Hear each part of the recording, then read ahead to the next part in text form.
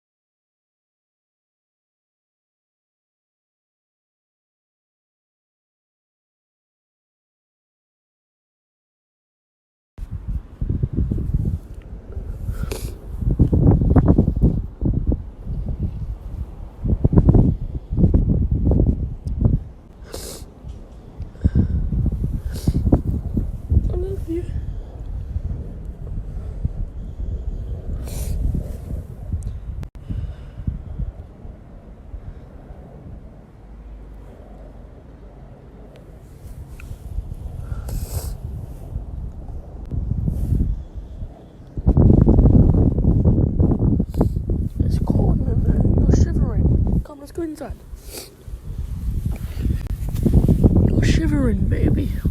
Come on, let's go in. Come on.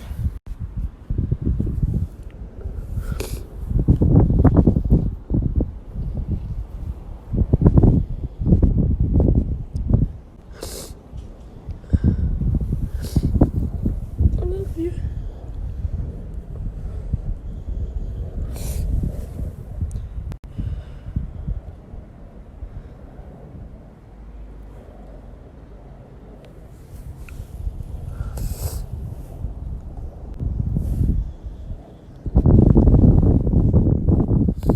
It's cold, man. You're shivering. Come, let's go inside. You're shivering, baby. Come on, let's go in. Come on. You see, that was by the way, I'm not crying. Well, I literally just drank lemonade and I have acid reflux, so I burped. And you know when you burp, makes your eyes water. But yeah, and that was literally the last day she was alive, and I could tell something was wrong because I would always have these sad moments where I would watch like a video or something and I'd get very upset, or I'd watch like people rescuing dogs and I'd get really upset, and I'd go downstairs at like 3 in the morning and I would snuggle with my dog when she was in her bed, crying my eyes out, saying, "Poppy, I don't want you to die." And I said to her, I always remember doing this, I said to her, I was like, "Poppy, promise me you're not going to leave me." And I always used to like sit by her and be like, "Oh no, I don't want you to die, like please stay here." And she would look at me and she'd be like, like wagging her tail, and I'd be like, "What's funny, man?" But she looked at me like, "You're fucking crazy. One day I'm gonna like die. It's life." And I just remember doing it all the time. But that video that you saw, I didn't watch no video. I didn't do anything like that. I just sat in the garden and I saw her because she hated water. She hated being outside, she hated being cold. But the last week that she was alive, she would be outside every single day. She wouldn't listen to what we would say, which was so, like, not normal. She would always listen to what we would say. And, you know, she wasn't listening to what we were saying as much. She was having accidents, she was throwing up, she was, you know, having diarrhea, she was laying in the garden when it was chucking it down with rain, and we would, you know, try picking her up and bringing her inside, but every single time we picked her up she would yelp. And we thought, oh, okay, she just doesn't want to be picked up, she wants to be outside. But we were lifting her up by her stomach, and the cancer from her spleen, when she had cancer, all the blood from that leaked down to her stomach, and her stomach was bloated, but we didn't realise, because we thought, you know, nothing bad's happening, because dogs can't tell you. So, by the way, if you're wondering what I'm eating bread. But it's crazy that in that video I was in the back garden with her, and I just started crying out of nowhere. I just started crying, I held her paw, I stroked her, and then I got up and I was like, why the fuck am I crying? She's gonna get better. And then I brought her inside and I said, "Poppy, Poppy, Poppy, come on, come on, come in, come in," because it started chucking it down with rain. And I went upstairs to my room, I gave her like 20 kisses, and I went upstairs to my room and I was like, I need to sort my shit out, she's not gonna pass away, she's gonna be fine. And then the next day, my mum says we have to take her to the vet. I said, okay. And then I was like, wait, what, why? And then my mum was like, because she threw up, she's not herself, she wanted to get in the shower all night last night, and she's just not herself. So I was like, okay. And like I said, my dog hates water. So I was like, okay. So we took her to the vet. And the vet said that she was going to leave Poppy in on an IV to make her better, and the IV was going to make her better. And the vet said, come back tomorrow and then you can take Poppy home. Well, she was like, you can hopefully take Poppy home. And I was like, okay. So we come home, we leave her there for the night, right? We couldn't even sleep properly. And it got to 1 o'clock in the morning. 1 o'clock in the morning. No, not 1 o'clock. It was 11. Oh, no. Okay, so we dropped her. We dropped her off at the vet. We dropped her off at 8. So we dropped her off at the vet, right? We come home, and it's like 4 hours later, right? I'm playing my Fortnite. I'm on the mic with my mates, like, yeah, Poppy's gonna come home tomorrow. She's gonna be alright. She's gonna go over it. And all my mates are like, good. And I come downstairs to get a drink after I play a game of Fortnite. And my auntie was there at the time because we literally just got back from holiday. We got back from Egypt to Ghana for 2 weeks. We just got back, and my auntie was looking after my dog, right? And my auntie was there, and I was like, oh, hi, Natalie. And Natalie said, oh, give your mum a hug. I was like, okay. So I walk in the living room, and I didn't see my mum's face yet.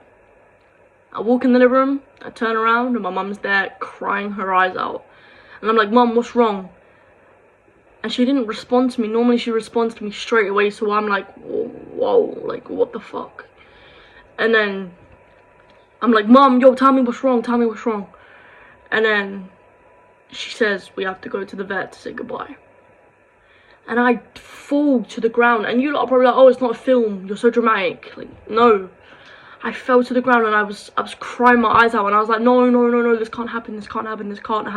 But I stayed strong for my family. And then my brother came down, and my brother found out because he could hear me and my mum crying.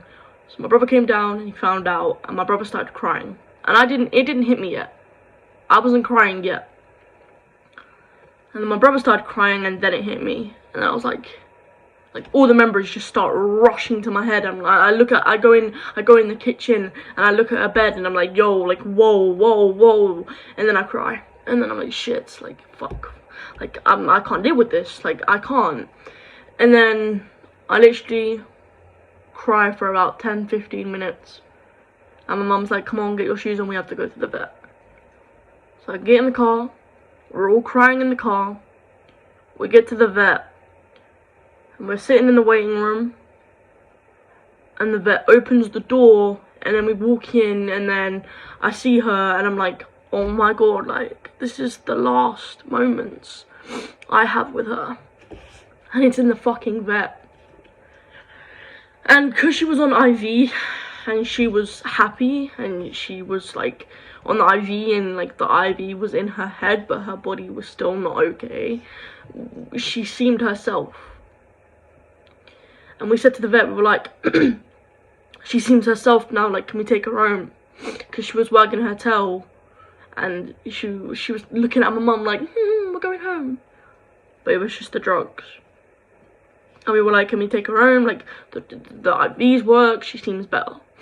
And the vet was like, no, trust me, after these drugs worn off, she will be back to how she was. And then we said to her, we were like, come on, like, she seems fine. You don't know that when this IV's done, she won't be back to normal. Like, can't we take her home to see her bed so she could see the house one more time? And she can see her bed, and she can play with her toys just for like an hour or two.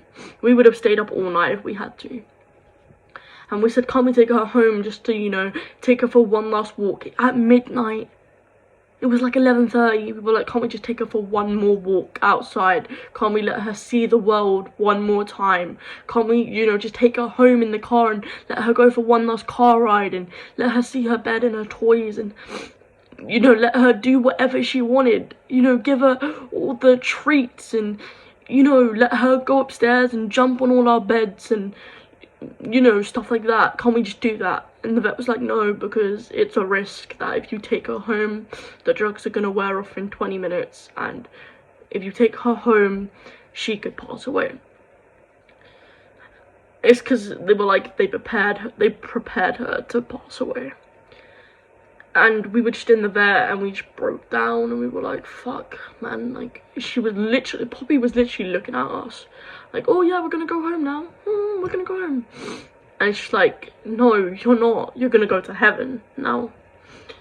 And it hit me, because I was like, this dog was the bestest dog ever, and we didn't think this would happen, and we took her for a walk, but it was to the fucking chip shop. And she, like, her last day was just not how we wanted it to be. And it was so annoying because we were like, no, like, this can't happen, like, please, like, let's just let her do all whatever she wanted to. And it just didn't work like that. And we could have done a £2,000 surgery on her. But after that, she would have only had 6 months left to live anyway. And she would have been in pain that whole time.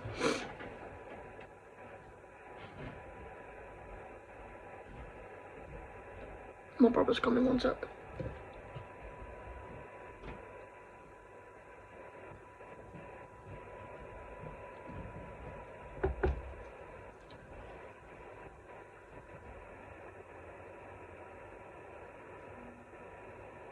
Okay, he's not coming in my room. So, yeah. We decided to put her down so she would be in a better place. And she is now. And I know she is. I know she's running around in heaven with everything she needs, everything she wants. Looking down on all of us right now, like, Elise, man, fix your shit. It's nearly been a year. What are you crying for? Like, I'm in a better place now. But it's just so sad because it all happened so fast. And obviously this was my first ever proper death.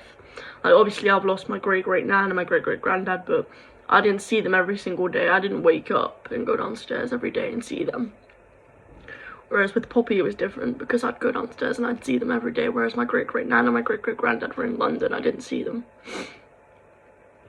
So it's just like, I know she's up there with all the other people and other angels. I know she's up there with my great-great-granddad and my great-great-nan and my great-great-granddad and my great-great-nan love dogs. So she's getting all the belly rub she wants up there.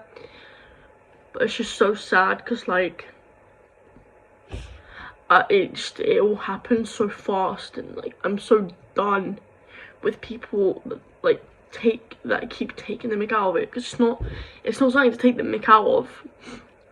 Like, that was the most hardest thing that's ever happened in my life, to lose a dog that was there with you for 9 years. It was the most hardest thing of my life because I've never been through a death before like that. I've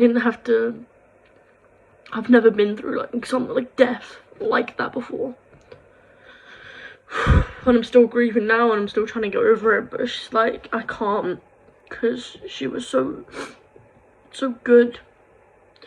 And I feel so bad because I didn't forget to do all the stuff I wanted to do with her, and I didn't cherish the moments with her. It's just like the last day, it was so fast. And it's just crazy because we had to go into that room and we had to see the vet put the injection in and feel her heartbeat and say she's gone. And then I look at my dog in the eyes and, you know, I see her not blink.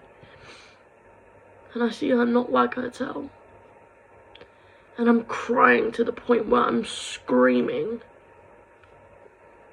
Like, you know, you were the best dog ever, like, I love you, like, you're in heaven now.